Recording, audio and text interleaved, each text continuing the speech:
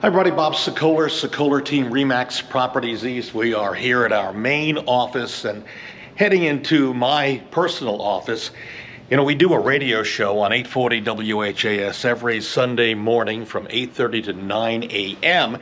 And a question came up for a recent show that I thought was rather interesting, and maybe you might have the same question. So if you come down here, I'm going to actually take you somewhere that normally we would not take you, and that is into our team bathroom. And the reason I'm in here is because normally you may recognize this area right here. It's an outlet, but normally this would have a GFCI adapter or plug or receptacle that would really break if it touched water. It just so happens we're not out of compliancy with rules and regulations in our office.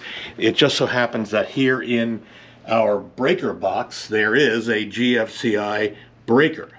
But that brought up a really interesting question that was asked by one of our listeners who wanted to know, what exactly does GFCI stand for, and more importantly, do they really need a GFCI breaker? We went to our expert in the field, Brad Lawler, who is owner of Home Team Inspection Service.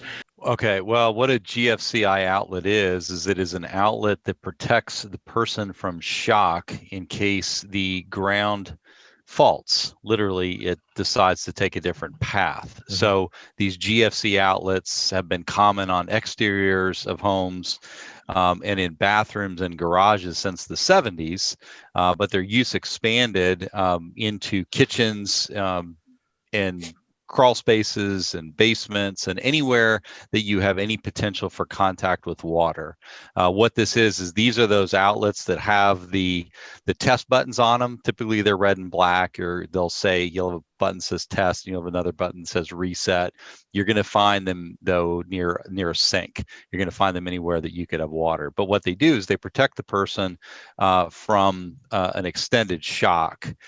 If by chance the wiring is faulty and say they're using a blow dryer in a bathroom, they contact water, and rather than the electricity flowing through the person looking for the ground to go back to the station where the power is generated, there's a sensor inside the GFCI that will trigger it and cut the power off immediately. So there may be a small shock to the person, but it's not an extensive one.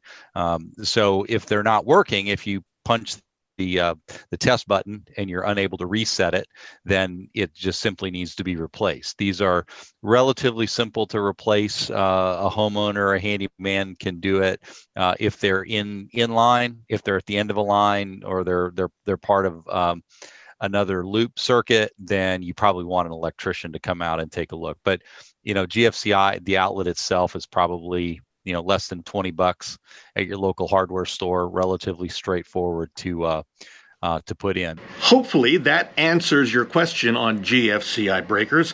If you have a question, it could be on any topic regarding real estate, send me an email so we'll get it on the air. bob@WeSellLouisville.com. In the subject line, put radio question, and then just send me the email, and I'll ask it on the air and try to answer it for you as well. And if you want to listen to our show live, you can go to 84 WHAS, that's 840 WHAS, Sunday mornings at 8:30 a.m. It's on from 8:30 to 9, and you'll hear the show live.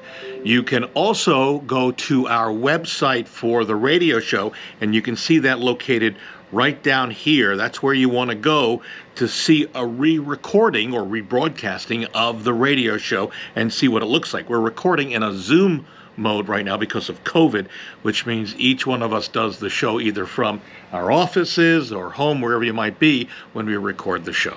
Again, you can reach me anytime to talk about selling your home or even buying home. We've got a great team of agents. In fact, one of my assistants is right here. That's Sarah. Hi, Sarah, who is here all the time. But you can reach me on my cell phone at 502-376-5483. Again, 502-376-5483.